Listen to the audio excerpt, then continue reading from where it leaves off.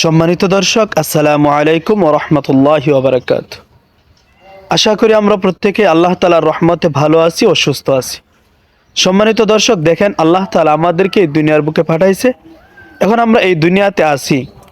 আজকে আমরা মনে করি দুনিয়ার সফলতাই আসল সফলতা, দুনিয়ার চালাকি প্রকৃতপক্ষে চালাকি, কিন্তু বাস্তবতা এর উল্টো, বাস্তবতা এর বিপরীত। দুনিয়ার সফলতা প্রকৃতপক্ষে সফলতা নয়, আখিরাতের সফলতাই হলো প্রকৃতপক্ষের সফলতা। দুনিয়ার চালাকি প্রকৃতপক্ষে চালাকি নয়, আখিরাতের চালাকি। আল্লাহ রাসূল সাল্লাল্লাহু আলাইহি সাল্লামের কথা অনুযায়ী চালাক হওয়াই হলো প্রকৃতপক্ষে চালাকি। আল্লাহ রাসূল সাল্লাল্লাহু আলাইহি সাল্লাম বলতেছে, আল কাইয়িসু মান দানা নাফসাহু ওয়া আমিলা লিমা বাদাল মাউত। চালাক তো ওই ব্যক্তি যে নিজের নফসকে নিজের নিয়ন্ত্রণে রাখে এবং মৃত্যুর পরবর্তী জিন্দেগির জন্য প্রস্তুতি নেয়, আমল করে।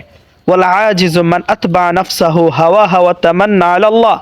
আর আল্লাহ রাসূলুল্লাহ সাল্লাল্লাহু আলাইহি সাল্লাম বলতেছেন, নির্বুদ ওই ব্যক্তি যে নিজের নফস অনুযায়ী নিজের জীবনকে পরিচালনা করে এবং মৃত্যুর পরবর্তী জিন্দেগির জন্য শুধু আল্লাহ তাআলার উপর ভরসা করে বসে।